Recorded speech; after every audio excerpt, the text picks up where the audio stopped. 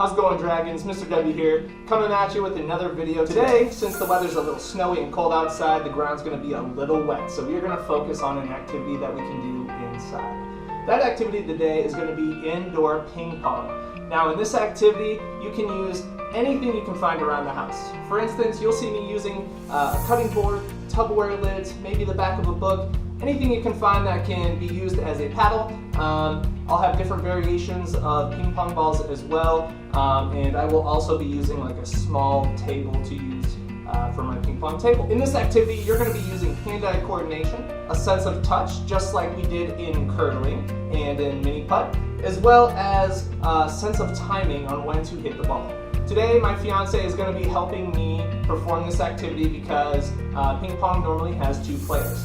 If you only have one person or only you to perform this activity, that's awesome. I will be showing you a way that you can play with one person. So here's just a quick shot of some of the different equipment that I'm going to be using in this activity. I've got 2 Tupperware lids to use as a paddle. I've also got this small cutting board to use as a paddle, and then I've got a ping pong ball, and then just a random assortment of other ones I found around the house.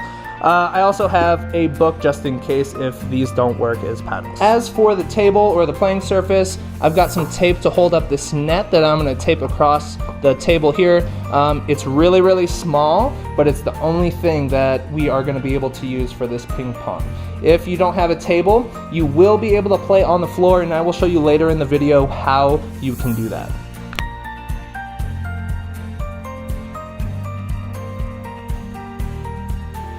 Alright, so we are all set up with our ping pong table. We got our net, we have our paddle, and we have a ball. Throughout this activity, we're going to be using different equipment just to see if you have that at home. Helping me today, I have my wonderful fiance, Rachel. Okay, let's see how this works.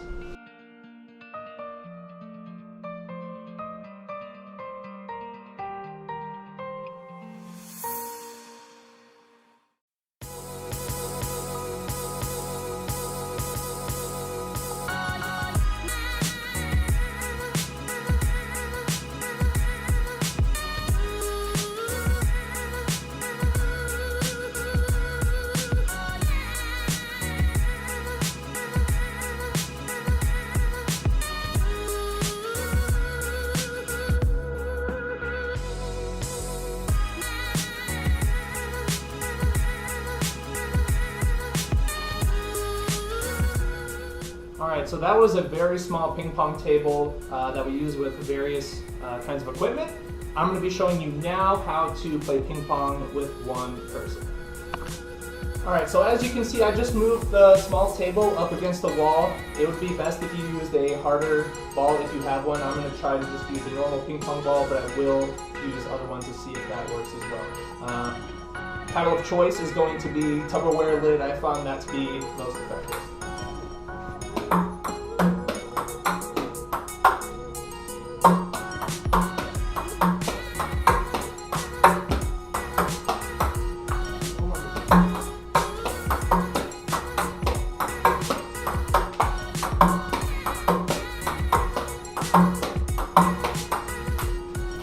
Alright, so it might look a little silly, however you are still hitting those points of accuracy, sense of touch, hand-eye coordination. There's a lot of good things that can come out of this activity.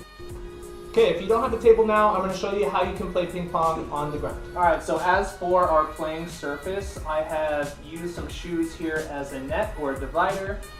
We set up some mats on the ground to be more comfortable whether we kneel on it or whether we sit on it. And then we have our handy dandy paddles. In this first one, we're going to try playing with a normal ping pong ball. I recommend using a harder one so it can bounce better. But if you don't have any access to anything that you can use as a paddle, we will also be playing with our hands. 0-0.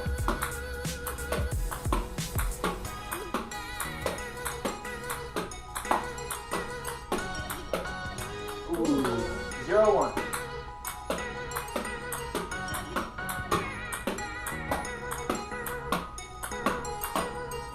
1-1.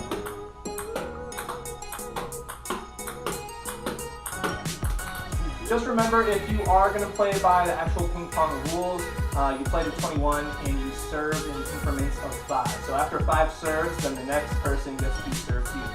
score is 2-2. Alright, so now we're going to play ping pong without a paddle, and we're just going to use a bouncier ball and our hands.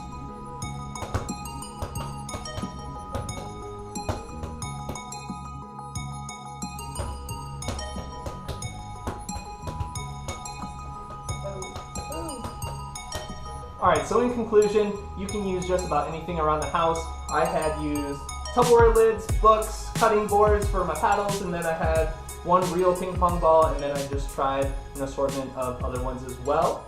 If that doesn't work and you don't have a table, you can play on the floor, which I actually found more enjoyable. I think I had more success playing on the ground.